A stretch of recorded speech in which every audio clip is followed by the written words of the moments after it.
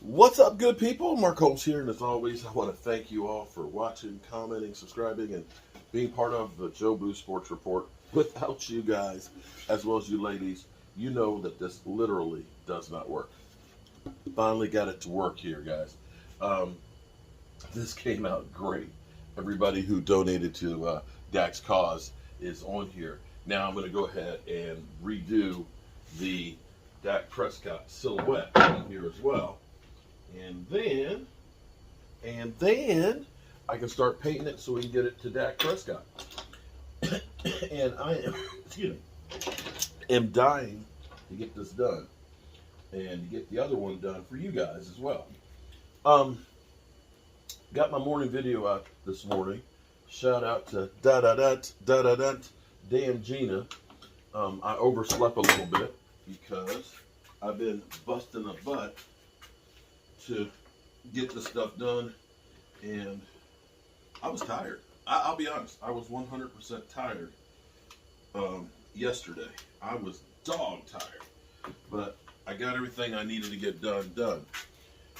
But when I got up this morning, seeing that Stefon Diggs had signed that mega deal, the mega deal that basically locks him up for the next 6 years. 6 years in Buffalo.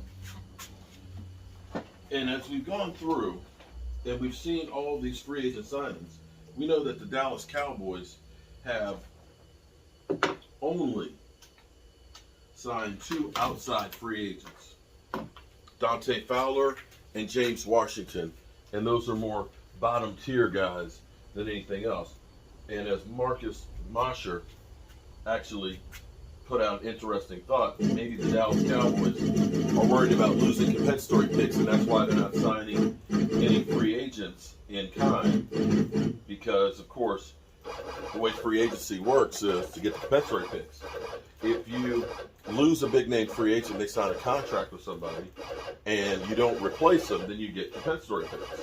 And it could be that the Cowboys are looking at trying to say, hey, let's not sign anybody until that date that ends that, and then we'll get more picks in the future. Because let's face it, last year having the 12 picks, they loved being able to wheel and deal at the draft.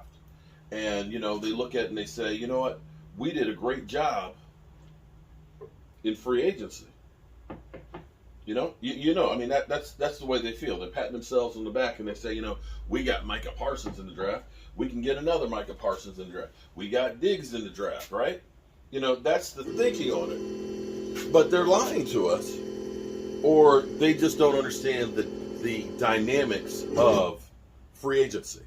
They just don't understand it at all. Because we get excited because the media, of course, will say, oh, the Dallas Cowboys are linked to this guy and that guy and everything else. And as we go through here, I'm going to tell you something that will blow your mind away. And when I tell you this, and I've got to show it to you. I've got to show it to you. Let me get this thing started, because this is going to take some time. But I'm going to get this started. We're going to go down into the workshop. Down in my other shop. Workshop, jeez. We're going to go down to the man cave, because I have to show you the numbers. Because when I show these numbers to you guys, it's going to literally blow away how stupid the Dallas Cowboys are. I'm being serious. When you look at the numbers and when you hear them say, oh, we can't afford to do that. You can't build a team through free agency. It's too much risk involved. I agree. There is a lot of risk involved. But see, here's the thing. Every time a player steps out on the field, there's a risk involved for them. They could end up being paralyzed. They could end up never walking again. Everything is a gamble, okay? But this notion that the Cowboys have gone through and said, you know, we can't afford this player. I want you to understand and think about this. Going into the offseason here, the beginning of the league year, the Dallas Cowboys were $21 million in the red, right? $21 million in the red. The New Orleans Saints were $75 million. Let me say that again. We're $75 million in the red. Currently now, New Orleans has $20 million of cap space, and the Dallas Cowboys have 15. New Orleans created $95 million of cap room. $95 million of cap room. Cowboys, well, we created about 40. That's kind of crazy when you think about it.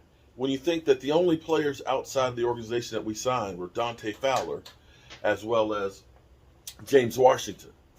But yet we see Von Miller. And see, you look at the numbers and say, Von Miller, $105 million, right? Oh, man, we couldn't afford that. Or you hear about, Bobby Wagner's big deal. But it's going to be, I'm going to blow your mind here. Just give me a second here.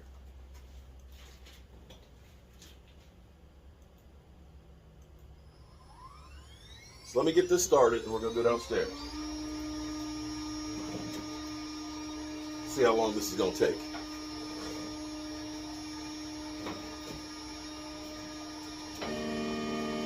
Two hours and 19 minutes. And we'll see Dak and the number 4 on here. All right, let's go downstairs. All right, so I'm back down here in the man cave. I don't want to just explain. I mean, I could have done this from upstairs in the workshop. But I want to actually show you the work on this, because this will blow your mind when you start thinking about this, okay? Let's go over here to the board, okay? I want you to understand where we are right now. When we got into the offseason here, and as the league year is approaching, we heard that, we can't afford to pay the punter. We can't afford to pay the punter because, it's going to be too much. Cedric Wilson, he's going to be too much, to go ahead and keep that guy.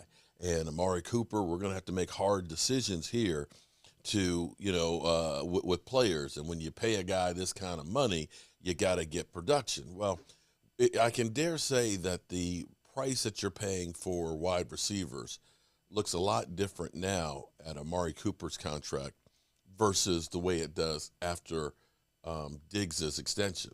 And seeing all of these deals that Tyreek Hill and Diggs and Devontae Adams, and now you got guys like DJ Metcalf and stuff that are up, that you're going to see right now, Amari Cooper's deal is going to be kind of cheap. But be that as it may, the Cowboys have been lying to us and saying you can't do, or they are incompetent. The only other way to look at it is the Cowboys don't understand the game. If they truly believe that you cannot sign people because of the salary cap, they're either incompetent or they're lying. Because as we sit here, or, and again, like I said, maybe it's the compensatory plan that they figure that, if we can get a 6th and a 5th round compensatory pick, we'll have a big advantage over everybody else by not signing, players that are proven. But be that as it may, let's look at our salary cap as we sit right now today, okay? Right now, we have $15.4 million of cap room, which sounds great after us being $21 million in the hole. We know that the Lyle Collins, that we decided to get rid of Lyle Collins, okay? And we're going to take a $5 million cap hit for it in dead money. We'll get $10 million back. So technically, we have $25 million, okay? Now, the Cowboys could have restructured this deal if they say, Lyle Collins is a valuable piece. Maybe we move him to guard. We restructure his contract, kick some of the money down the road because we know there's going to be, we can afford when we have more money to take a hit later. But they didn't do that. They said, let's get rid of him. We'll cut our losses. We'll start over. We'll find somebody new, and we'll eat $5 million. Okay. Amari Cooper. We're eating $6 million this year. So that's $11 million of money that we're eating just to say Lyle Collins and Amari Cooper go. Be it as it may. I'm just using that in context. One of the big free agent moves that the Cowboys have made is using the tag on Dalton Schultz. I'm not saying that's a good move or a bad move, but it's $10.9 million is what we will pay this year for a 1-year service to Dalton Schultz. Got that? Okay. And the Cowboys say you don't want to spend big money on a free agent. Got you. Got you. Hold that thought there, guys. Now, we've had players that have been linked to us. Bobby Wagner. We had the inside track with Dan Quinn. Some people will say he's done. Maybe he is, but somehow a guy who's done that ended up with 170 tackles, doubling what Micah Parsons did last year, a guy who hasn't had less than 139 tackles. I think he might be worth a $2.5 million cap hit. That's his cap number for this year. Only $2.5 million. I'd heard originally on Mike Fisher's show that it was 5.2, but I must have gotten it backwards. Maybe it's my dyslexia. But it's only 2.5 million. Now, granted, it does get bigger, the coming years to 12. But understand that there's big money coming. The salary cap is going to explode over the next couple of years.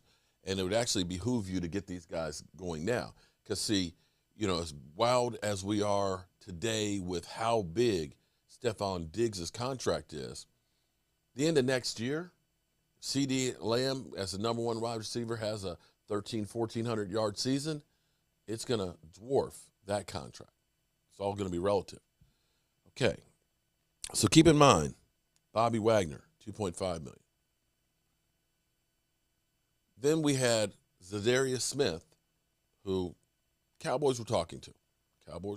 Him. He ends up signing with Minnesota. His cap number for this year, and again, we're just looking and saying football is right now. You're looking and saying, I'm trying to win the Super Bowl right now. His cap number for this year is $3.3 million. That's his cap number. Now, again, they put some voidable years in there and things. It's only the guaranteed money, okay? And the way they got it structured, and because I know people say, well, look what his cap number is next year. It's $14 million. Yeah, but guess what? Let me move this so you can see it, though. They can cut him next year for only $3 million in dead money. You understand that? They worked a deal so that way they got him here, in Minnesota for $3.3 million this year.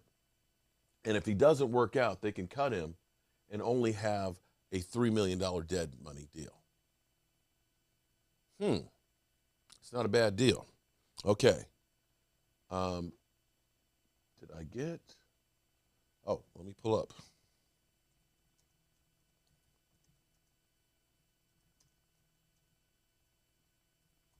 Let's get Von Miller's contract.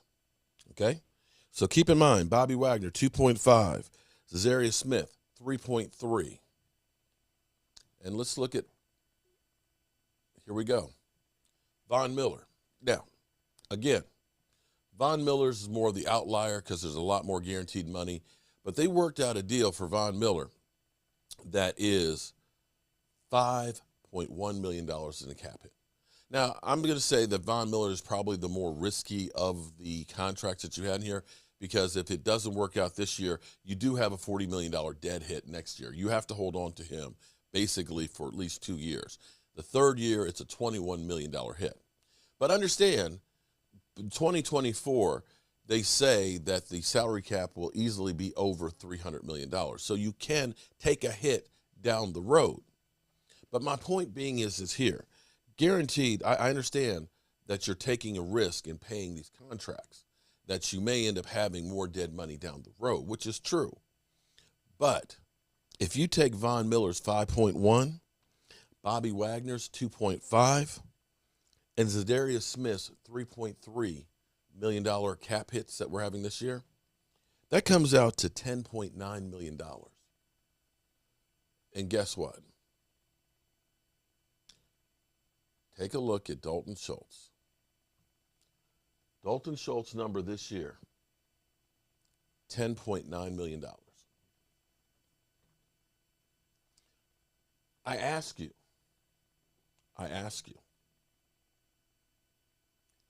would the Cowboys be in better shape if they had taken that $10 million, that $10.9 million, and they had Zarius Smith. They ended up having Bobby Wagner and Von Miller on the team. Would that defense be one of the best defenses in football? On paper, you can definitely say that it is.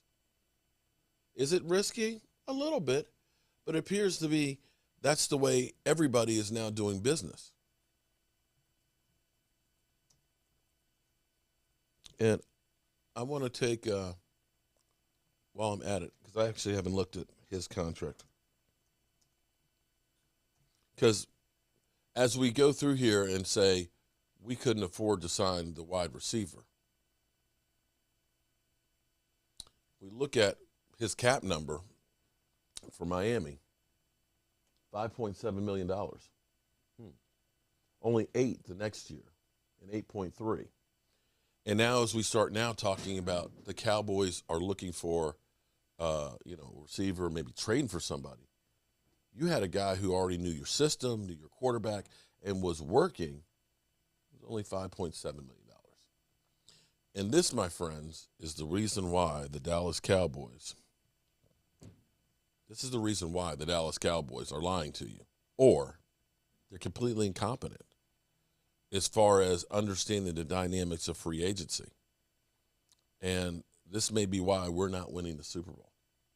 Because ultimately, you have to have the players. It doesn't matter what the schemes are if you don't have the players to do what you're trying to do. We have good players. We have some really good ones. We just don't have enough to get over the hump. And until we do, it's going to be the same old thing. Anyway, I've got to get back up to the workshop. I've got a bunch of stuff that I've got to get taken care of. I've got a hat rack, set of 4-shot glasses, and the special melting pot cutting board that I got to get out of here for you guys, along with some other stuff. I got some painting pieces. I got a lot of work to do. But I wanted to give you guys the inside scoop on the real deal of what really is going on versus what we're being told. And we've been fed that the Cowboys can't sign anybody, that they're too broke.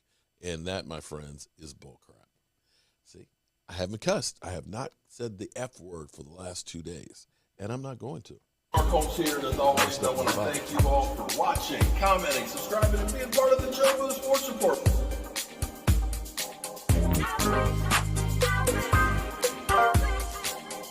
You did one hell of a job, and the only thing else I got to say is